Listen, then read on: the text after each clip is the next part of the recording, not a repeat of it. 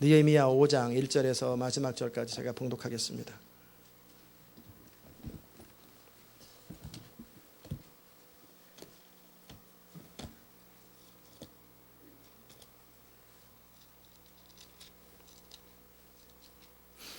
느헤미야 5장 1절에서 마지막 절까지 제가 받들어 읽습니다. 때 백성이 그 아내와 함께 크게 부르짖어 그 형제 유다 사람을 원망하는데 혹은 말하기를 우리와 우리 자녀가 많으니 곡식을 얻어먹고 살아야 하겠다 하고 혹은 말하기를 우리의 밭과 포도원과 집이라도 전당 잡히고 이 흉년을 위하여 곡식을 얻자 하고 혹은 말하기를 우리는 밭과 포도원으로 돈을 빚내어 세금을 바쳤도다. 우리 육체도 우리 형제의 육체와 같고 우리 자녀도 저희와 자녀와 같거늘 이제 우리 자녀를 종으로 파는도다. 우리 딸 중에 벌써 종된 자가 있으나 우리 밭과 포도원이 이미 남의 것이 되었으니 속량할 힘이 없도다. 내가 백성의 부르짖음과 이런 말을 듣고 크게 노하여 중심에 계획하고 귀인과 민장을 꾸짖어 이르기를 너희가 각기 형제에게 취리를 하는도다 하고 대회를 열고 저희를 쳐서 이르기를 우리는 이방인의 손에 팔린 우리 형제 유대 사람을 우리 힘을 다하여 속량하였거늘 너희는 너희 형제를 팔고자 하느냐 더욱이 우리 손에 팔리게 하겠느냐 하매 저희가 잠잠하여 말이 없기로 내가 또 이르기를 너희 소위가 좋지 못하도다. 우리 대적 이방 사람의 비방을 생각하고 우리 하나님을 경외하며 행할 것이 아니냐. 나와 내 형제와 종자들도 역시 돈과 곡식을 백성에게 취하여 주나니 우리가 그 이식 받기를 그치자. 그런즉 너희는 오늘이라도 그 밭과 포도원과 감람원과 집이며 취한 바 돈이나 곡식이나 새 포도주나 기름의 백분지를 돌려보내라 하였더니 저희가 말하기를 우리가 당신의 말씀대로 행하여 돌려보내고 아무것도 요구하지 아니하리이다 하기로 내가 제사장들을 불러 저에게 그 말대로 행하리라는 맹세를 시키게 하고 내가 옷자락을 떨치며 이르기를 이 말대로 행치 아니하는 자는 하나님이 또한 이와 같이 그 집과 산업에서 떨치실지니 저는 곧 이렇게 떨쳐져 빌지로다 하매 회중이 다 아멘하고 여호와를 찬송하고 백성들이 그 말한 대로 행하였느니라. 내가 유다 땅 총독으로 세움을 받은 때 곧 아닥사스다 왕 20년부터 32년까지 12년 동안은 내가 나와 내 형제가 총독의 녹을 먹지 아니하였느니라. 이전 총독들은 백성들에게 토색하여 양식과 포도주와 또 은 40세겔을 취하였고 그 종자들도 백성을 압제하였으나 나는 하나님을 경외함으로 이같이 행치 아니하였고 도리어 이 성 역사에 힘을 다하여 땅을 사지 아니하였고 다하며 땅을 사지 아니하였고 나의 모든 총자도 모여서 역사를 하였으며 또 내 상에는 유다 사람과 민장들 150인이 있고 그 외에도 우리 사면 이방인 중에서 우리에게 나온 자들이 있었는데 매일 나를 위하여 소 하나와 살진 양 6을 준비하며 닭도 많이 준비하고 열흘에 한 번씩 각종 포도주를 갖추었나니 비록 이같이 하였을지라도 내가 총독의 녹을 요구하지 아니하였음은 백성의 부역이 중함이니라. 내 하나님이여 내가 이 백성을 위하여 행한 모든 일을 생각하시고 내게 은혜를 베푸시옵소서. 아멘. 자리에 앉겠습니다.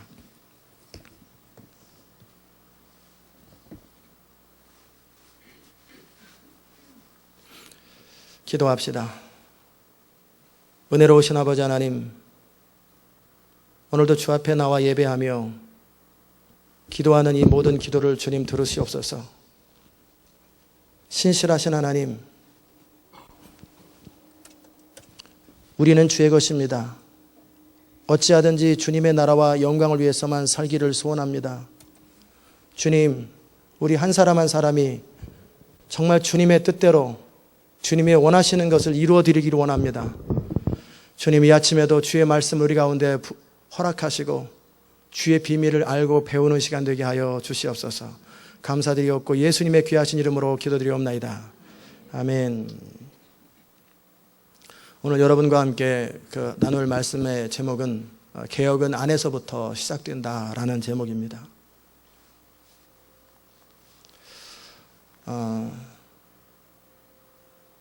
우리가 뭔가 위대한 일을 하기 원하고 또 사회를 변혁시키고 시대를 바꾸는 그런 일을 하기에 앞서서 먼저 해야 할 일은 뭐냐면 우리 자신부터 그 일을 할 수 있는 사람으로 갖추고 우리 안에서부터 무너진 부분들을 보수하는 일이 중요합니다.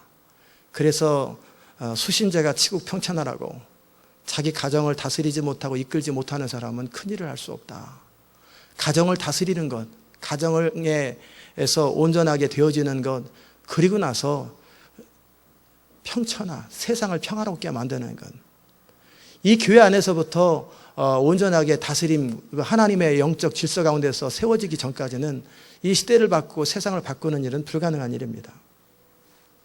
그러기에 이 아침에 여러분과 제가 추구하며 살펴봐야 될 말씀은 과연 우리 안에서 우리의 태도와 우리의 자세 가운데 개혁되어질 일이 뭔가, 그것을 살펴봐야 합니다. 우리가 하나님을 경험하는 삶이라고 하는 책에서 우리가 보는 것처럼 하나님 어떤 분이 그러잖아요. 기도하잖아요. 저에게 위대한 일을 맡겨주십시오. 제가 그 일을 넉넉히 감당할 것입니다. 제게 큰 일을 맡겨주세요. 그 일을 넉넉히 감당할 것입니다. 그럴 때 하나님이 하셨던 말씀이 나도 그러고 싶다. 그러나 너는 그 일을 감당할 수 없다. 저는 할 수 있습니다. 맡겨만 주세요. 먼저 네게 맡겨진 작은 일부터 충성을 다하라. 네가 그 일에 충성을 다하지 아니하고 큰 일을 맡기면 너는 다친다. 상처를 받게 된다. 모든 사람들이 큰 일을 하기 원해요. 그러나 정작 작은 일을 하기를 원치 않아요. 모든 사람이 하나님의 권능이 임하고 능력이 임해서 영광스럽게 쓰임받기 원해요. 그러나 의자 하나 안 날라요. 삽질을 안 해요. 희생을 하기 싫어해요. 땀 흘리기 싫어해요. 그러면서도 놀랍고 위대한 일을 하기 원해요. 그건 있을 수 없는 일입니다. 저는 이번 5개월 넘게 공사가 진행되는 과정 속에 여러 사람들이 이렇게 저렇게 헌신하는 모습들을 다 지켜봤고 같이 일을 하면서 그때 어떻게 어떤 사람들이 어떻게 처신하고 어떻게 행동하는지 다 봤습니다. 그러면서 생각이 들었습니다. 하나님도 동일하겠구나. 우리 인생을 하나님의 나라를 위해서 어떻게 희생하고 헌신하는지를 다 보겠구나. 그리고 그거에 맞게 해당되도록 상급을 베푸시고 역사를 이루겠구나. 그런 생각을 해봤습니다. 참 우리 시온의 백성들이 정말 헌신하고 희생하는 모습들, 땀을 흘리고 서로 배려하는 모습들도 보았고, 정말 최선을 다해서 힘에 지나도록 물질을 드리고 헌신하는 모습도 보았고, 정말 드리고 싶어도 드릴 물질이 없을 때 금식하며 기도하는 모습도 보았고, 몸으로라도 봉사하는 모습들을 보았고, 그 하나하나 모습들을 바라보면서 하나님께서 이 마지막 시대 가운데 왜 시온의 백성들에게 이 비전을, 부흥이라고 하는 이 비전, 사회개혁과 시대 변혁이라고 하는 이 역사를 맡겼는지를 제가 알겠구나라는 생각이 들었어요. 결국 우리 안에서 작은 일이 이루어지지 않을 때 결국 큰 일은 안 이루어집니다. 느헤미야라고 하는 사람이 하나님의 비전을 붙들었어요. 정말 예루살렘 성이 황폐해졌다는 그것을 붙들고 금식하며 기도하며 40일 동안을, 아니 40일이 아니죠, 4달 동안을 기도하고 금식하고 준비했어요. 그가 붙들었던 그 비전은 옳은 일이에요. 굉장히 소중한 일이에요. 그렇게 하나님의 옳은 것을 위해서 자기 인생과 자기의 모든 포지션을 희생하고 다 자기 자신을 드렸을 때 길이 착착착착 열리고 환경이 착착착착 열리면 좋겠는데 전혀 그렇지가 않아요. 전혀 환경이 착착 열리지 않아요. 첫 번째 관문 왕을 만나가지고 왕의 마음을 바꾸지 않으면 자기는 직위 해제가 돼요. 직장에서 쫓겨나요. 왜냐하면 그 아닥사스다 왕 아버지가 그렇게 만들어 놓은 건데 그 아버지가 만든 걸 아들이 아버지 칙령을 바꾸라는 그 얘기거든요. 그것을 할 때 이 느헤미야가 얼마나 어려웠겠는가. 또 두 번째, 그리고 나서 그럼에도 불구하고 이제 예루살렘으로 왔을 때 그 모든 걸 극복하고 왔을 때 첫 번째 해야 할 일이 사람들을 동원하는 일이에요. 자기 혼자 할 수는 없고 그렇기 때문에 사람들을 동원해 줘야 돼요. 그런데 과연 사람들이 살기 바쁘고 자기 인생 바쁜데 어떻게 이들을 동기부여해가지고 하나님의 나라를 위해 헌신하고 우리는 아브라함의 후손 다윗의 후손으로 하나님의 백성들로서 이 땅에 하나님의 나라를 완성해야 되는데 그 비전들을 심어주고 정체성을 심어주고 그 사람들을 동원해서 함께 부역을 하고 사역을 하도록, 그것도 보통 일이 아니에요. 그와 함께 사마리아 총독 산발랏, 암몬 사람 도비야, 그 다음에 게셈 사람, 아라비아 사람 막 군대를 동원해서 막 치고 공격하고 반대하고 막 그냥 그 엄청난 반대들을 겪었어요. 참 희한하죠. 하나님의 옳은 일을 하는데 왜 이렇게 반대가 많을까? 그래서 제가 지난번에 장애물 극복의 원리에서 옳은 일이기 때문에 반대란다. 우리는 내가 하나님의 뜻대로 옳은 일을 하려고 하는데 왜 이런 일이 생길까가 생각하는데 아니에요. 옳은 일을 하기 때문에 반대가 생기고 장애물이 생기는 거예요. 아멘.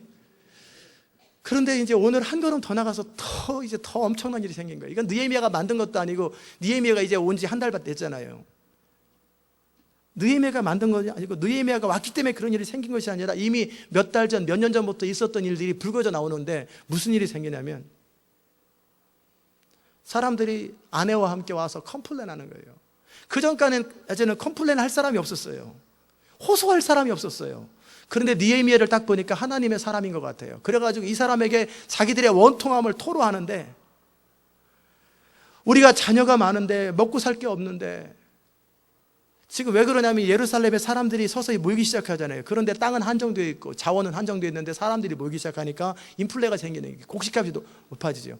그런데다가 설상가상으로 그 해에 흉년이 들었어요. 기근이 생겼어요. 그리고 나서 페르시아 메데 베사에서는 세금을 30% 40% 세금을 얻어요. 수입에 세금을 그렇게 떼어내지. 그 다음에 그 기근 들었지. 사람들이 모이니까 뭐 어차피 그들이 뭐 비즈니스 하는 것도 아니고 뭐 하겠어요. 땅 파고 포도원하고 과수원하고 이래가지고 농사져서 먹고 살아야 되는데, 사람들이 모이니까 자연스럽게 제한돼 버리는 거예요. 그래서 그 어떻게 든 살아보려고 할 때 그들 안에 생기는 문제가 뭐냐면, 당장 돈이 없어요. 그러니까 단 100불이라도 필요해요. 단 500불이라도 필요한데 당장 그 돈이 없는 거예요. 그러니까 어떻게 해요? 그 돈을 돈 있는 사람한테 꾸었더니 빌려줘요. 대신에 각서를 쓰게 하고, 네가 이 돈을 갚지 못하면 네 딸들, 네 아들을 노예로 내가 데려가겠다. 종으로 데려가겠다. 각서 써라. 그리고 이자는 5부 이자다. 7부 이자다. 그래가지고 1년에 갚아야 될 100불에 대한 갚아야 될 돈이 1년에 거의 70불을 갚아야 돼요. 2배로 갚아줘야 돼요. 그거 못 갚으면 170불에 대한 이자를 그 다음에 또 갚아야 돼요. 그러다 보면 나중에 100불 꿔가지고 10,000불을 갚아야 돼요. 못 갚지요. 그러니까 어떻게 자식 다 뺏기고 포도원 뺏기고 농사 다 뺏겨버리는 거예요. 누가? 같은 백성 부자들이 고리대금업을 하는 거예요. 그래서 이 비참한 일들, 억울한 일들을, 답답한 일들이에요. 그러나 주어진 현실이 그러니까 어떻게 할 수가 없는 거예요. 그러니까 와가지고 우리 자식도 많고 사람도 많은데 먹고 살 게 없습니다. 어떻게 하면 좋겠습니까? 지금 느헤미야는 성벽 짓기도 바쁜데 이거 해야 되는데 와서 돈 달라는 게, 먹고 살 게 없다고 막 그러고 있지. 어떤 사람은 우리 포도원과 집이라도 전당 잡히고 이 흉년 때, 기근 때 곡식이라도 얻어야 되는데 어떻게 좀 해줬으면 좋겠다, 이 얘기를 하고 있고, 우리가 이미 포도원과 밭을 담보로 해가지고 돈 내서 세금을 바쳤기 때문에 이제 이것이 내 것이 아니다, 저당 잡힌 거예요. 모기지가 된 거예요. 그래서 은행에서 집달리처럼 뛰어가는 것처럼 그냥 와서 잡아가는 거예요. 그리고 이제 그 돈 못 갚았다고 딸을 노예로 가져가고 자식을 종으로 가져가요. 근데 그들을 다시 돌이키게 할 능력이 없는 거예요. 이자와 원금은 계속 늘어나는 거예요. 그러니까 결국은 망하게 생겼어요. 이게 느헤미야가 당한 현실입니다. 자기의 직위, 그 술관원장이라고 하는 정말 그 높은 지위를 포기하고 희생하고 이곳에 와서 정말 선한 일을 하려고 할 때 느헤미야가 부딪혔던 현실이 그런 일이라는 거예요. 여러분, 하나님의 영광스러운 비전을 따라서 하나님의 일들을 감당할 때 만사가 형통하고 착착착착착착 다 되고 모든 것이 착착착, 그렇게 기대하려면 하지 마십시오. 하나님의 일은 그런 식으로 안 됩니다. 방해를 만나고 회방을 만나고, 그리고 분명히 옳은 일을 하고 바른 일을 하는데 이 일이 어그러지고 비틀어지고 온갖 일이 생기는 것 각오하셔야 돼요. 왜냐하면 이 세상이 그만큼 잘못되었기 때문에 그래요. 어떤 한 사람을 바꾸는 것도 보통 일이 아니에요. 어떤 한 사람을 붙들고 좀 잘해주려고 하고 돌봐주려고 하고 그러면은 나중에는 그냥 아예 기대가지고 그냥 이 사람 다 빼먹으려고 한다든지, 그러다가 결정적일 때 그 사람을 바꿔야 돼요. 그럴 때는 그 사람 안에 사고방식 자체를 바꾸고 그 사람 안에 근본적인 것을 바꾸려고 그러면 정면으로 그 사람하고 부딪혀야 되고 승부를 해야 되고 싸워야 된단 말이에요. 그러면 네가 뭔데 나를 이래라 저래라 하냐 그래서 다 멱살 잡고 그냥 이러는 사람들이, 이게 이런 사람들을 붙들고 씨름해야 된단 말이에요. 느헤미야가 잘못한 게 뭐가 있어요? 근데 왜 이런 일을 겪어야 돼요? 왜 자기들이 스스로 문제를 해결하지 못하고 왜 느헤미야한테 와서 이걸 해결해야 되나? 그러기 때문에 그들은 도움이 필요한 거였어요.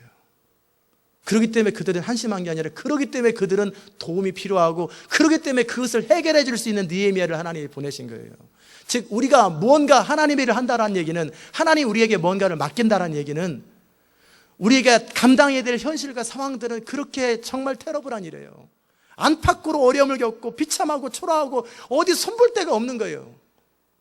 왜냐하면 다 잘 돼서가 아니라 고치자니 싹 뜯어 고쳐야 되는데 이거 다시 하는 것보다 더 못하는 거예요. 이런 식의 이뤄놓은 일들을 다 하나씩 하나씩 다 엉클어진 것을 다 풀어야 되는 일들이, 그게 하나님이 사용하시는 사람, 하나님께 쓰임받는 사람들이 겪어야 될 현실이라는 거예요. 이해되셨습니까? 그러기에 김남전 목사님이 그 책을 썼는데, 자네 정말 그 길을 가려나, 자네 정말 그 길을 가려나, 그 길이 뭔 줄 알고 가려고 하느냐. 요즘에는 한국에 너무나 목회자 되려고 하는 사람이 많으니까 6대1 막 경쟁률이 있어요. 옛날에는 이발소 그 하는 사람 다음으로 목회자가 인기가 있었는데, 이화여대에서 그 신랑감 후보로 쫙 했는데 30몇 등이에요. 근데 목회자 다음이 이발소. 그러니까 그 레벨이 그 정도, 아무도 안 가는 거예요. 그러니까 막 억지로 불러가지고 소명받은 사람 안 가고 도망가고 얻어맞고 터져가지고 목회자가 됐는데, 요즘 6대1의 경쟁률로 신학교를 들어가요. 근데 뭔지도 모르고 가는 거예요. 안전용 직장인 줄 알고 가요. 그러나 진짜 하나님의 일을 하려고 할 때 겪어야 될 현실이 뭔지를 알고 책을 쓴 거예요. 자네 정말 그 길을 가려나, 한번 생각해보지. 다시 한번 생각해보지. 하나님께 쓰임받는다라는 것이 뭔 줄 알고 쓰임받는다고 하는 건가? 하나님께서 드려진다라는 게, 하나님의 일을 감당한다라는 게 뭔 줄 알고 지금 무조건 기도하는 거냐? 생각을 해보고 기도하라는 거예요. 그럼에도 내가 내 한 몸 바쳐서 하나님의 나라를 세우고 싶고, 하나님의 사람들을 일으키고 싶고, 하나님의 뜻을 이루고 싶은 그 사람들이 하는 일, 그런 사람들만이 감당하는 일이 하나님의 일이에요. 아멘? 그렇지 않으니까 쉽게 스캔들 걸리고 쉽게 무너지고, 그래서 더 어려워지잖아요. 느헤미야의 입장을 생각해 봤으니까, 자기는 이제 직장을 딱 일단 보류하고 왔기 때문에 그 사이에 자기가 없는 상황 속에서 정치적으로 서로 이렇게 서로 공모하다 보면 느헤미야 자리를 빼앗아 버리면 어떻게 되겠어요? 느헤미야는 갈 곳이 없는 거예요. 그리고 이전에 있던 사람, 다음 사람이 무슨 우리 전직 대통령 뭉개는 거 하루아침이잖아요. 그냥 뭐 털어서 먼지 안 나면서 어디 있어요? 느헤미야 잘못을 다 조서를 꾸며가지고 만들어가지고 느헤미야 감옥 보내면, 형무소 보내면 끝이잖아요.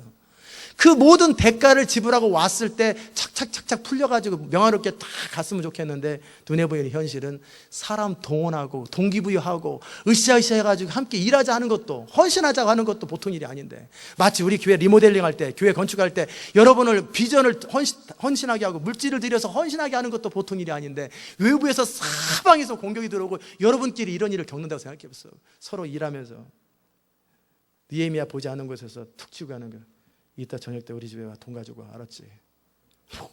그러고 있지. 너 내가 어저께 쌀 있는 거 봤는데 내가 가져간다, 알았지? 그러니 일하는 사람들끼리 얼마나 서로 갈등하고 서로 신경 쓰이겠어요. 그러니까 안 보고 싶은데 안 할 수는 없고 할 수는 없고, 그것이들이 터져 나오는 거예요. 그게 느헤미야가 당면한 현실이에요. 그런 일을 당했을 때 느헤미야가 첫 번째 어떻게 합니까? 중심에 계획합니다. 화가 납니다. 의의 분노가 납니다. 너무 화가 나고 분노가 치밀어서 견딜 수 없어요. 그렇다고 해서 화를 발휘해야 한다고 그런 동네 강아지가 짖는 거죠.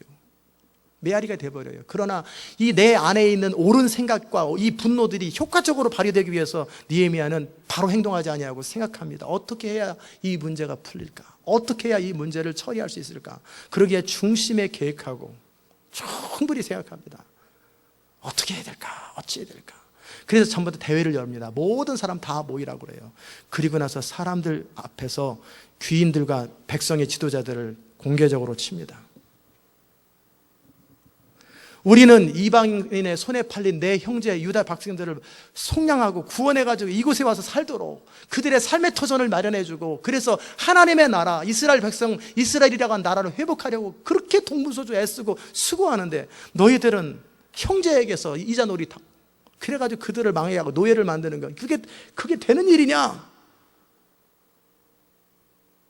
더구나 우리 손에 팔려서 서로 그렇게 할 때 그렇게 얼굴 보고 어떻게 살겠느냐? 그러니까 그들이 나쁜 짓을 한 사람의 공통적인 특징, 말하지 않는 건 가만히 있습니다.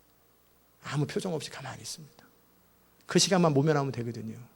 버티면 되거든요. 또 이르기를 너희 소위가 좋지 못하다. 우리 대적 이방 사람들의 비방을 생각하고 우리가 하나님의 백성들이고 하나님을 경외하는 사람들이 아니냐. 그러게 하나님을 경외함에 맞게 우리의 수준에 맞게 행동해야 되지 않겠느냐. 그들의 양심과 도덕에 호소합니다. 나도 내 형제와 종자들도 역시 돈을 백성들에게 나눠주는데 이자를 받으면 되겠냐. 그들이 도무지 없으니까 우리한테 요청하는 건데 왜 이자를 받느냐. 이스라엘 백성들은 이자를 못 받게 돼 있어요. 그냥 나눠주고 어렵기 때문에 돈을 빌려주고 나중에 돈이 형편이 다시 회수하는 거죠. 그렇게 해야 되지 않겠느냐. 그런즉 너희는 이렇게 해라.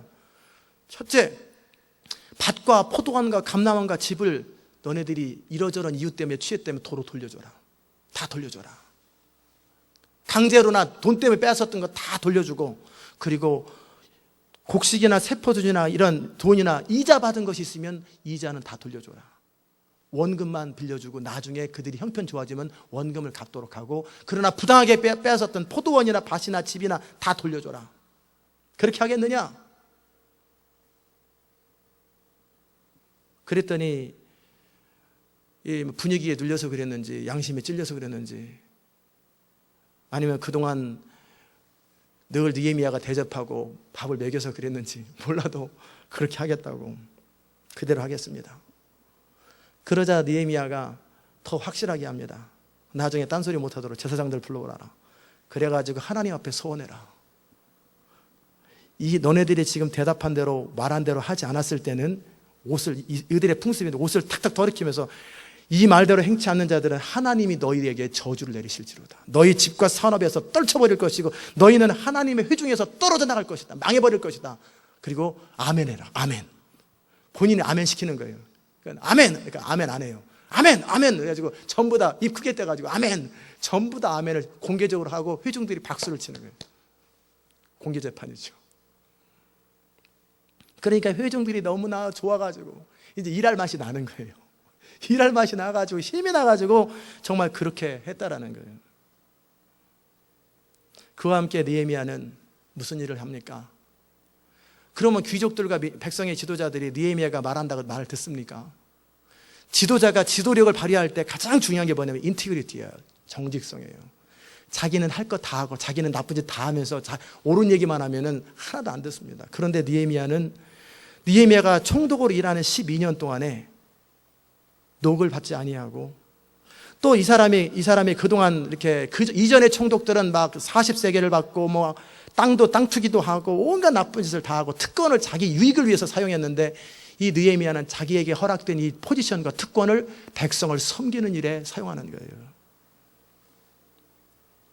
그리고 날마다 자기 그동안 하나님의 축복 때문에 모아졌던 재산들, 그 재산을 가지고 뭐를 하냐면 백성의 지도자들이나 어느 정도 이런 사람들을 다 불러가지고 식사를 대접하고, 또 이방인들 가운데서 계속 식사를 대접하면서, 왜냐하면 어떤 일을 감당할 적에 힘이 돼주는 사람들이 필요하잖아요. 그런 사람들을 그렇게 먹이는 거예요. 그럴 때 날마다 소 한 마리를 잡고 자기 재산을 통해서 살진 양 6마리를 잡고 닭도 수십 마리 잡고, 그렇게 해서 그들을 대접하고 그리고 먹을 것을 공급해 주는 거예요. 그리고도 아무것도 요구하지 않고 그냥 그대로 희생하는 거예요. 그리고 하나님을 향해 호소합니다. 하나님이여, 이 백성을 위해서 행한 나의 모든 이 수고를 주께서 아시고 갚아주옵소서. 이게 하나님의 일을 하는 사람들의 삶입니다. 여기서 제가 여러분에게 3가지 중요한 하나님의 사람의 기본 자세를 말씀을 드릴 것입니다. 이런 자세들이 갖춰지지 않는 상태에서 여러분이 하나님의 일을 한다고 생각하지 말고, 하나님은 안 시키는데 본인만 괜히 한다고 그러는 거예요. 이 3가지 자세가 갖춰져야 합니다. 첫째는 총독으로 왔어도, 처음에는 총독으로 오진 않았는데 이미 칙령이 내려서 총독으로 임명을 나중에 하게 됐죠. 자기가 높은 지위에 있음에도 불구하고 누구를 위해서 희생하고 섬기냐면 백성들, 어찌 보면 그냥 내버려둬도 될 만한 그런 사람들, 자기 친구들, 영향력이 있는 지위 있는 사람들과의 관계를 깨트려서라도, 그들과 적이 돼서라도 백성들을 살리려고 하는 그 느헤미야의 심정이, 그게 바로 지도자가 가져야 될 태도입니다. 지난번에 롬 조지아에 가지러 가면서 24피트짜리 트럭을 한번 타봤습니다. 처음으로 그렇게 높은 거 처음 타봤어요. 그 전까지는 승용차를 타고 다니면서 그래봐야 기껏 타봐야 밴이잖아요. 밴 타고 다닐 때 이 큰 트레일러가 지나가면은 너무나 크게 보였어요. 야, 진짜 크다. 진짜 크다. 잘못 옆에 가면 부딪히면 큰일 나겠네. 가지고 옆에도 안 가고 트레일러가 너무나 커 보였어요. 그리고 조금만 제 차보다 큰 차 보면 저 차도 크구나. 조금만 트럭 같은 차 있잖아요. 트럭 8톤짜리 이런 트럭 같은 거 지나가면 되게 커 보였어요. 근데 큰 트레일러에 올라가가지고 큰 24피트에 올라가서 딱 내려보니까 진짜 큰 트레일러가 같은 레벨로 보여요. 그 사람 눈높이하고 제 눈높이하고 똑같아요. 쳐다보고 서로 얼굴 보고, 그러니까 크게 안 보이는 게 아니라 내 동료처럼 보이는, 나랑 같은 레벨 사람처럼 보이고, 조그만 승용차들은 정말 개미가 지나가는 것 같아요. 조그만 차들이 탁탁탁 타면서 돌아다니는데 전부 다 바퀴로 깔리면 다 깔릴 것 같아요. 바퀴 밑에서 지나가요. 바퀴 밑에서. 밴, 오디세이 밴, 그런 거 있잖아요. 밴 너무나 조그매요. 그리고 좀 커 보였던 무슨 트럭 있잖아요. 다 조그매요. 다 조그매요. 전부 다 바퀴 밑에서 돌아다녀요. 바퀴 밑에서. 높은 데서 보니까. 그래서 제가 많은 생각을 했습니다. 아래에 있을 때는 윗사람이 높아 보이고 자기 옆에 있는 사람들이 서로 경쟁하고 누가 크냐 그러는데, 높은 지위에 올라가니까 이제는 높은 지위에 있는 수준이 나의 수준이 돼버렸고, 저 아래에 있는 사람들은 전부 다 그냥 강아지처럼 이렇게 조그만 개미들처럼 왔다 갔다 하는, 사람으로 안 보이고 그럴 수도 있겠구나. 전에 같은 레벨에 있던 사람들이 사람으로 안 보일 수도 있겠구나. 그냥 군중으로 보이고 저들로 보이려, 한 개인의 인격으로 보이는 게 아니라 저들로 보이겠구나. 저 차들로, 저 사람들로. 목회자들도 참 재밌어요. 가만히 이렇게 지내는 거 보면은 목회자들이 어떻게 하냐면요, 개척교회 목사님들은 주로 개척교회 목사님들하고 친해요. 만나는 게 50명 단위의 목사님들은 늘 만나면 그 레벨에서 만나고. 근데 1000명이 넘어가면요, 목사님들이 만나서 밥 먹는 데 보면 꼭 같은 그 정도 레벨 목사님들하고 만나고, 그 다음에 10,000명 단위가 넘어가면 1000명 단위 목사님하고 만나요. 1000명 정도 단위 목사님들은 10,000명 정도 단위 목사님 앞에 나이가 젊든 많든 그냥 이렇게 왠지 고개를 숙이고 사장님처럼, 같은 교회도 아닌데 그런 느낌이에요. 2만 명, 3만 명 되는 교회 목사님들은 10만 명 되는 목사님 앞에서 꼼짝을 못해요. 그리고 이렇게 주눅 들어 있는 모습, 그리고 마치 내려보는 모습들. 제가 다는 아니지만 그런 모습들을 제가 이렇게 가만히 봤어요. 그런데 어느 정도 큰 교회 목사님이, 개척교회 목사님이 작은 교회 목사님들을 섬기고 사랑하고 식사 같이 하고 같이 시간을 보내주면은 너무너무 좋아해요. 이어리에서도 어느 목사님이 교회 저를 만나러 왔어요. 그러면서도 이분이 저한테 하시는 말씀이 긴장하는 거예요. 긴장. CD도 많이 돌리고 위대하신 목사님이랑 식사 한 끼라도 하면, 근데 제가 오후에 같이 이스트 존스 파게도 같이 가서 물 담그고 같이 발 담그고 있고 같이 시간을 보내고 이랬더니 너무너무 좋아하고, 그리고 털서에 있는 목사님이랑 연결해 전화 통화 한번 하시라고 그러고, 플로리다에 있는 목사님이랑, 그분들 저를 아는데 저는 그분들을 몰라요. 근데 이렇게 서로 대화하면서 그렇게 그분들의 마음속에서 그렇게 좋아하는 거예요. 여러분이 하나님 앞에 쓰임받을 때, 또 하나님의 일을 감당할 때 꼭 가져야 될 자세가 뭔지 아십니까? 내가 왜 쓰임받고 왜 부르심을 주셨는가? 무엇을 위해서 내가 부르심을 받았는가예요. 모세가 존재하는 이유는 모세 자체가 아니에요. 우리는 괜히 위대한 말을 해요. 하나님의 영광을 위해서 내가 쓰임받는데 아직 내 마음을 이해하지 못하는 것들이 하면서 수많은 백성들을 무시하고 수많은 사람들을 무시하고 개인을 무시할 때 그는 이미 목적을 잃어버린 거예요. 어떤 모세가 쓰임받는다, 느헤미야가 쓰임받을 때 쓰임받는 목적은 백성들이에요. 유성룡이라고 하는 사람이 그 선조왕한테 얘기합니다. 사직서를 딱 내면서, 그동안 제가 30년 동안 왕을 섬겼습니다. 그러나 제가 진짜 섬긴 사람은 왕이 아니었습니다. 깜짝 놀라는 거예요. 왕을 통해서 백성들을 섬겼을 뿐입니다. 백성들을 섬기는 왕이 되십시오. 왕이 되어서 백성들의 어버이로서 백성들의 마음을 헤아리고 백성들을 살필 줄 아는 왕이 되십시오. 그리고 사직서를 쓰고 내가 왕을 섬긴 게 아니라 왕을 통해서 백성들을 섬겼을 뿐이라고. 위대한 분이에요. 유성룡이라고 하는 분이. 느헤미야라고 하는 사람이 자기가 포지션을 중요히 여기고 자기 특권을 중요히 여겼다면 자기 레벨에 맞는 사람하고 같이 관계를 깨트리고 싶겠어요. 그들의 돈을 다시 뺏어가지고 백성들 나눠줘야 되고 탈취한 걸 다 그들과 정면으로 부딪혀야 돼요. 사람들이, 특별히 돈 가진 사람들이 돈에 얼마나 민감한 줄 아세요? 굉장히 민감합니다. 다 좋은 얘기하고 막 그런 얘기해도 정말 자기한테 손해되는 거 조금만 하면 벌써 안색이 딱 달라지고 거리를 딱 두고, 내가 뭔가를 도네이션하거나 희생하려고 그럴 때 마땅히 응분의 대가가 있지 않으면 희생 안 하는 거예요. 그런데 그들의 것을 다 뺏어가지고 공개적으로 아멘시키고 선포시키고 막 그 저주하는 말을 퍼부어가면서 그 돈 재산을 다 뺏어가지고 백성들 나눠주는 느헤미야 마음이 어디에 있겠어요? 그게 주님의 마음이에요. 우리가 하나님 앞에 영광스럽게 쓰임받는 것이 목적이 뭡니까? 백성들을 위해서예요. 영혼들을 위해서예요.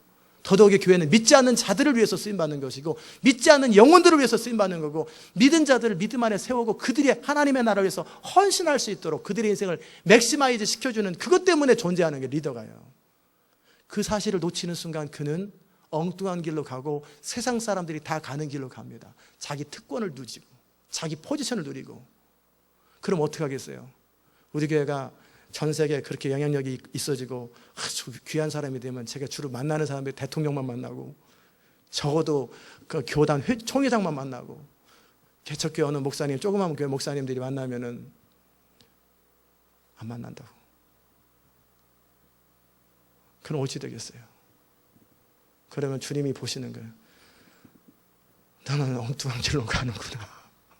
너는 탄 길로, 내가 너를 부른 목적이 무엇이냐? 느헤미야의 목적이 뭡니까? 느헤미야를 부른 목적, 자기에게 술관원장이라고 하는 직위를 주시고 그동안 재산을 모으게 하시고 그동안 포지션을 갖게 하시고 이런 특권을 주었을 때 그 특권의 목적이 뭘까? 섬기라고 하는 거예요. 여러분에게 재산을 허락하시고 여러분에게 기회를 허락하시고 사업을 허락하신 목적이 뭡니까? 그 물질을 가지고 그 포지션을 가지고 사람들을 섬기고 백성들을 살리라고 하는 거예요. 이 마음을 놓치는 순간 우리는 어느 순간에 세상의 권력 있는 자들의 모습처럼 그대로 돼버립니다. 그러면 결국은 우리는 초라한 인생이 돼요. 아멘. 항상 우리가 가져야 될 마음은 나를 부르심의 목적, 주인의 목적, 주님의 마음의 목적이 뭔가, 이것을 놓치는 순간 우리는 더 엉뚱한 길로 이미 가 있어요. 그리고 나서 남의 말이 안 들리기 시작해요. 제가 아까 그 말씀드린 그 높은 추록에서 보니까 큰 트레일러가 더 이상 크게 안 보여요. 같은 레벨로 트레일러 옆에 딱 가도 조금도 안 눌려요. 같이 쫙. 제가 운전한 건 아니지만 옆에 딱 탔어도 그냥 이렇게 트레일러랑 같이 가는데 조금도 거리어지지가 않아요. 그리고 그 트레일러 뒤에 딱 타도, 옛날에는 트레일러와 트레일러 사이에 딱 들어가면은요, 완전히 이렇게 느낌이, 이쪽 트레일러 있고 이쪽 트레일러가 있고 그 안에 제 승용차가 딱 가면은 딱 부딪히면 큰일 나가지고 막 긴장돼가지고 막 땀이 뻘뻘 나고 막 그랬거든요. 빨리 도망가려고. 그런데 같이 나란히 가도 조금도 늦지도 않아요. 그 정도 포지션이 있고 그 정도 위치가 있고 높은 사람이 딱 있어도 조금도 거리껴지지 않는 거예요. 그런데 반면에 높은 데 있으니까 우리가 타고 있는 모든 승용차들이 다 조그맣게 보여요. 바퀴 밑에 있어요. 그래서 그냥 끼어들면 그냥 쑥 지나가 버려요. 그러면 그 차 위로 지나가도 전혀 안 다칩니다. 높은 지에 있는 사람이 한두 명 짓밟아도 아무 티도 안 납니다. 그냥 지나가 버리는 거예요. 대를 위해서 소를 희생했다. 이렇게 나오면 명분도 서고. 그럴 수 있을 때 항상 낮았을 때 커 보이는 사람을, 골리앗을 두려워하지 않는 마음도 훌륭한 마음이지만 높은 지위에서 낮은 사람들의 마음을 짓밟지 않는 거예요. 그들의 마음을 헤아리고 그들의 친구가 되어주는 것. 그게 느헤미야가 가졌던 마음이에요. 아멘. 두 번째 이제 느헤미야가 가졌던 것은 뭐냐면 정말 옳은 것을 위해서 갈등을 피하지 않는 거예요. 우리가 정말 옳은 일을 하려고 그럴 때, 정말 옳은 일, 하나님의 뜻을 행하려고 그럴 때 찾아오는 게 뭐예요? 갈등이란 말이에요. 누군가 부딪혀야 돼요. 그래서 우리 주님이 이것을 한마디로 너희들이니까 나를 따르려고 하거든. 첫째, 자기를 부인하고 자기 부모와 처자와 심지어 자기 목숨까지 미워하지 않으면 나를 따를 수 없다. 느헤미야도 그러고 싶지 않겠지요. 그러나 그런 줄 모르고 그렇게 그들과 같이 관계 속에서 그들의 협조를 때문에 이 사람 저 사람 밥도 대접하고 식사 대접하면서 그렇게 했는데, 결국 현실을 딱 보니까 그들은 겉으로 볼 때는 품위 있는 젠틀맨인데 뒤에서는 사람들의 골을 빼는, 고리대금업자였어요. 백성들을 착취해가지고 결국 부자가 됐던 그들을 바라보면서 분노가 임할 때 정치적인 사람은 계산합니다. 이 분노를 괜히 섣불리 말했다가 다치면 그나마도 내 입장이 어려워지지 라고 하고 자연스럽게 그들 편에서 적당히 나만 괜찮게 살면 되지, 내가 굳이 그렇게까지 말을 해가지고 관계를 깨트릴 필요가 있나? 안 한단 말이에요. 아주 처세를 잘합니다. 그러나 느헤미야는 어떻게 합니까? 분노하되 당장의 분노를 내지 않지만 그들을 빠져나갈 수 없도록 확실하게 토끼무리처럼 잡아놓고 그냥 그 자리에서 그냥 쳐서 공격하면서 그들에게 정면으로 적이 되어버리는 거예요. 그 일을 감당할 수 있을 때 하나님의 일을 합니다. 정말 여러분의 하나님의 일들을 감당하려고 그럴 때 이 귀인들과 민장들과 심지어는 정치 권력을 가진 사람들이라든지 아니면 영향력 있는 사람들과 정면으로 적이 될 생각을 하셔야 돼요.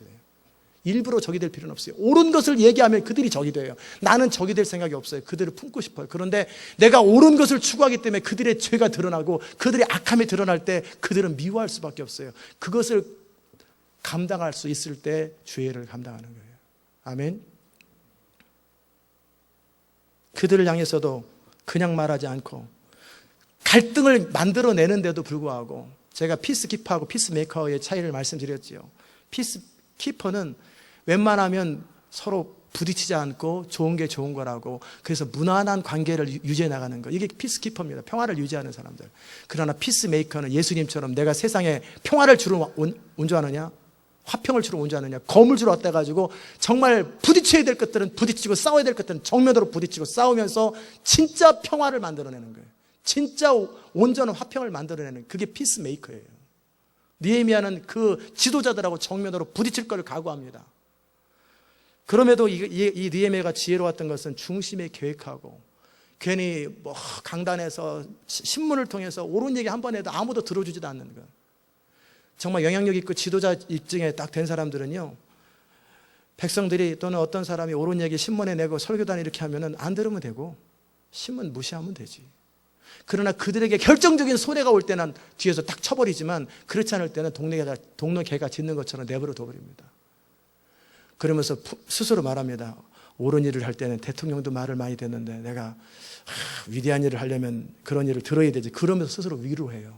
그러니까 느헤미야가 그렇게 하지 못하도록, 빠져나가지 못하도록 확실하게 줄이를 틀어버리는 거예요. 그게 느헤미야의 전략이었어요. 그러기에 신중하게 중심에 계획하는 거예요.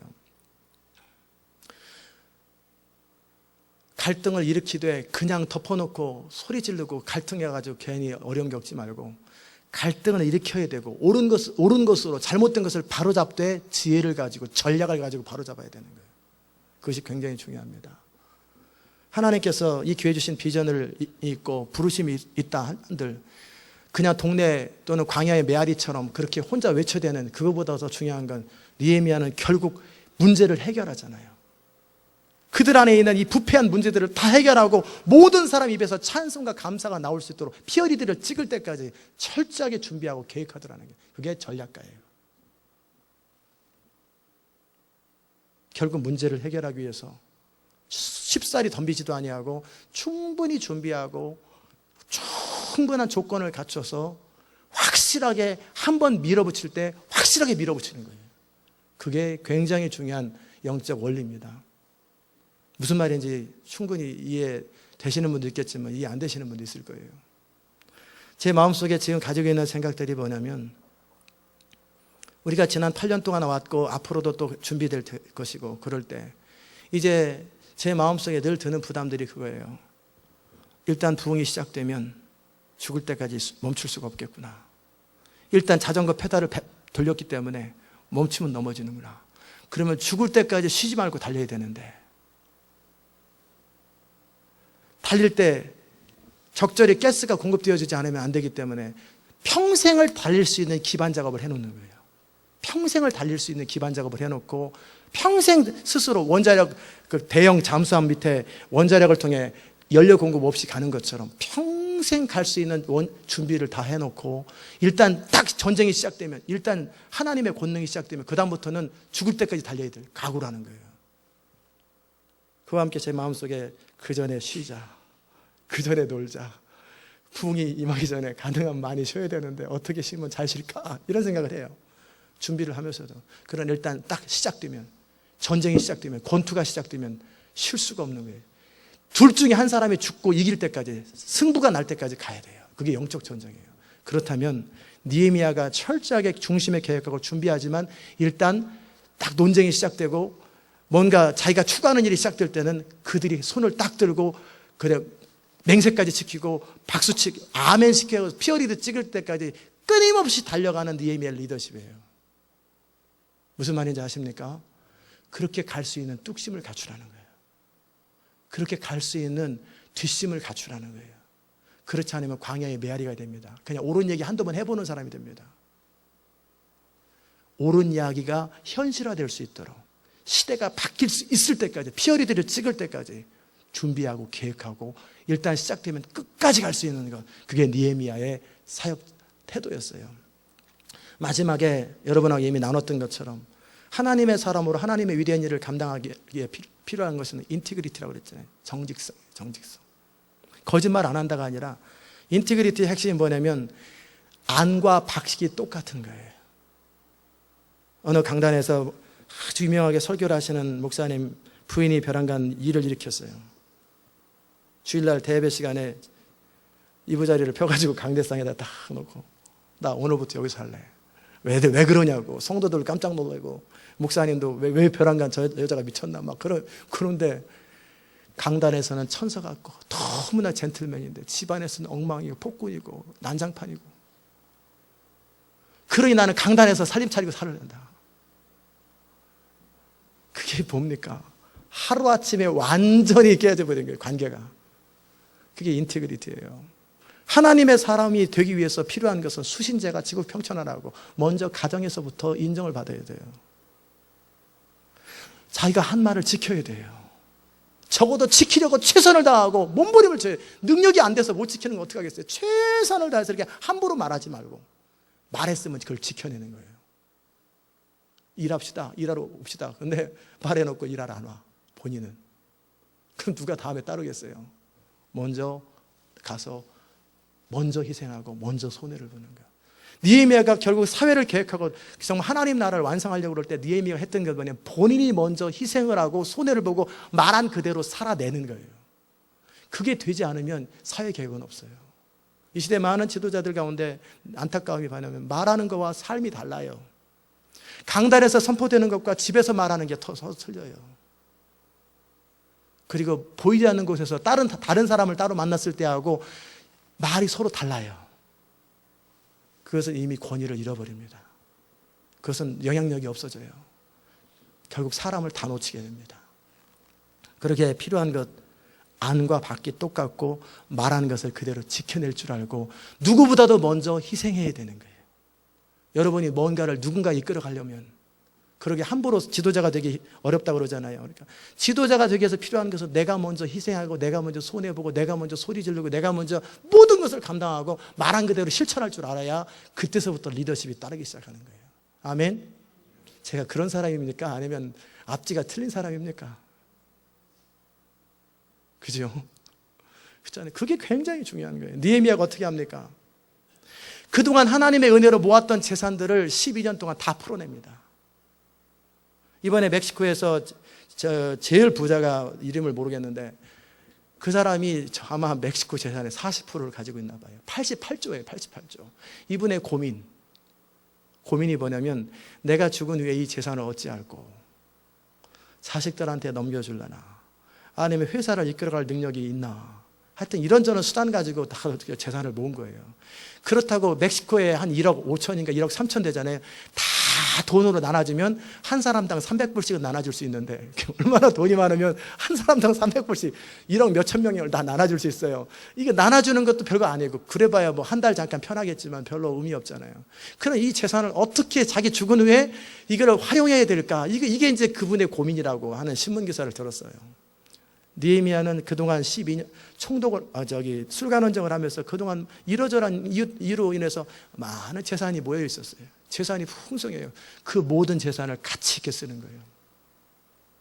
그가 날마다 음식을 대접하고 뭔가 헌신하라고 그럴 때 본인도 제일 먼저 헌신했겠잖아요. 헌신하고 살진 소를 잡고 매일 한 마리 잡고 양 6마리 잡고 닭도 많이 잡고 열흘에 한 번씩은 각종 포도주를 갖고 사람들을 인커리지하고 지도자들을 격려해야 그들이 또 주머니에서 돈이 또 나올 거 아니에요. 그들이 또 종들과 사람들이 또 동원될 거 아니에요. 그래가지고 여러저런 방법으로 본인이 희생을 하는 거예요. 그리고도 12년 동안 총독이 녹을 받지 않는 거예요.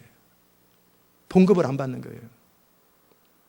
왜냐하면 나는 이미 하나님의 은혜로 재산이 충분히 있기 때문에 내 재산으로 충분히 감당한다. 우리는 쉽게 그런 말을 할 수 있잖아요. 재산이 있는 사람이 뭐 그 정도 아니에요. 제가 이렇게 목회하면서 겪어봤던 것은 돈 없는 사람이 희생을 잘하고요. 돈이 조금이라도 더 있으면 조금이라도 돈 맛을 알아요. 100불의 가치를 알고 1000불의 가치를 알아요. 돈이 많을수록 희생을 안 하고 단 1000불도 낭비 안 하려고 그래요. 절대 안 쓰려고 하는 게 돈을 아는 사람의 특징이에요. 그런데 느헤미야가 돈을 모를까요? 돈 귀중한 거 모를까요? 그런데 개혁을 위해서 기꺼이 자기 것을 희생할 줄 아는 것, 손해볼 줄 아는 것. 여러분이 그 일들을 감당할 수 있을진데 하나님 앞에 쓰임받겠다고 기도하셔도 됩니다. 그러나 이것이 되지 않은 상태에서 자네 정말 그 길이 뭔 줄 알고 기도하는가? 자네 그 길을 정말 가려고 하는가? 무슨 말인지 아세요? 정말 그게 무슨 말인지 알고 하는가? 사랑하는 여러분, 하나님은 온 땅을 두루 감찰하십니다. 그리고 중심을 살피시고 각 사람을 향해서 하나님의 부르시는 목적에 맞고 각 사람에게 맞는 만큼 비전과 부르심을 주시는 거예요. 그 사람의 그릇만큼 비전을 주세요. 위대한 일을 하고 싶고 놀라운 일을 하고 싶다면 그만큼 성품이 갖춰져야 되고 그만큼 희생할 줄 알아야 되고 그만큼 백성을 살필 줄 알아야 되고 그만큼 원칙과 옳은 것을 위해서 자기 친구들과도 가장 가까운 사람들과도 원치 않게 원수가 될 준비가 되어 있어야 돼요. 그리고 나서 주님의 일이 이루어지는 거예요. 아멘. 우리는 부흥을 바라보고 있습니다. 이 미국의 개혁을 바라보고 있고 시대를 바꾸는 일들을 감당하고 있고 그러기에 기도원의 300명의 용사들처럼 그렇게 작은 무리지만 하나님의 일들을 감당하기 위해서 애써요. 그럴 때 갖춰야 될 것이 바로 이 세 가지예요. 어떤 경우에도 부르심의 목적을 놓치지 말 것. 우리의 부르심의 목적은 영혼 구원이고 그리고 높은 지위에 있는 자들이 아니라 어렵고 힘든 자들 그리고 믿지 않는 자들 도움이 필요한 자들 나쁘게 표현하면 걸리적거리는 사람들 그 사람들을 위해서 우리가 불렀다라는 거예요. 그들을 세우고 일으키기 위해서. 두 번째는 옳은 일을 위해서 필요하다면은 갈등을 일으킬 줄 알고 멀쩡한 곳에 파문을 일으킬 줄 알고 그런 일을 감당할 수 있어야 되고 세 번째는 안과 밖이 똑같고 말한 것이 실천이 되어지고 그리고 누구보다도 먼저 희생하는 것. 이 몸된 교회를 위해서도 앞으로도 여러분이 작은 일이든 큰 일이든 뭔가 희생해야 할 일이 있으면 누가 희생을 해야 됩니까? 여러분 안에 꿈이 있다면 매주 청소가 또 돼야 될 거잖아요. 그럼 누가 청소를 해야 됩니까? 시간 많고 형편되는 사람들 아니면 사람 시켜요. 그런 말 할 사람은 사람 시킬 돈을 내고 나서 그 말을 해야 돼요. 한 달 청소시킬 돈을 내고 나서 그 사람은 그런 말을 해야 돼요. 의자를 날라야 되고 뭔가를 고쳐야 된다면 누가 해야 되나? 저는 요즘에 아까 처음에 말씀드린 것처럼 시온의 백성들이 정말 헌신하고 수고하고 애쓰는 모습들 어제도 밤 10시, 11시까지 막 수십 명이 모여가지고 뭔가라도 하고 산책도 만들 땐 산책도 만드는 데는 뭐라도 애쓰고 하려고 애쓰는 모습들을 보면서 참 감사했어요. 희생하는 것 즐기십시오. 아무도 하지 않으면 뭐라고 생각하라고 했어요? 왜 나만 이런 일을 해야 되냐 생각하니라 것이 아니라 아무도 하지 않을 때는 찬스다. 내가 섬길 수 있는 찬스고 내가 희생할 수 있는 찬스라고 생각하는 거예요. 아무도 하나님 나라 일을 안 하면은 우리가 그 하나님 나라 일을 할 수 있는 찬스가 되고 우리의 영향력이 커지는 거예요. 정말 여러분이 이런 자세를 가져서 정말 하나님의 사람으로서 정말 귀하게 쓰여질 수 있기를 주의 이름으로 축원합니다. 기도하십시다. 은혜로우신 아버지 하나님 감사합니다. 우리를 사랑하셔서 우리 가운데 놀라운 일을 이루어 주셔서 감사합니다. 하나님, 매 시대 때마다 하나님의 사역들이 이루어 있는 것처럼 느헤미야가 느헤미야 당시 때 그 일을 이루었던 것처럼 우리는 21세기에 하나님의 일들을 감당해야 될 부르심과 사명이 있음을 생각합니다. 주님, 우리가 이 일들을 넉넉히 감당할 수 있도록 화려하고 위대하고 놀라운 일을 꿈꾸기 전에 내 안에서부터 자세, 우리 안에 있는 숨어있는 이기심들, 우리 안에 희생하고 싶어하지 않고 손해보고 싶어하지 않고 싫은 소리 하고 싶어하지 아니하고 그러나 누군가 해줬으면 좋겠고 했던 그런 원자력 발전소가 있어야 되고 좋은 것이 있어야 되긴 하지만 그러나 내 앞마당에서는 하지 말고 누군가 다른 사람이 그 일을 하는 그런 태도에서 벗어나게 하여 주시옵소서. 누군가 할 사람이 없으면 바로 내가 하겠다고, 내가 먼저 희생하고 내가 먼저 손해보고 내가 먼저 힘든 일을 하고 내가 먼저 억울한 일을 당하고 기꺼이 그렇게 하는 것, 그러면서도 백성들의 마음을 헤아릴 줄 알고 하나님의 뜻을 분별할 줄 아는 것, 이것이 결국 개혁을 위한 첫 번째 출발이오니 이 교회 모든 시온의 백성들이 바로 그런 일을 넉넉히 감당하는 주의 백성들 될 수 있도록 은혜 베풀어 주옵소서. 예수 그리스도의 귀하신 이름으로 기도드리옵나이다. 아멘.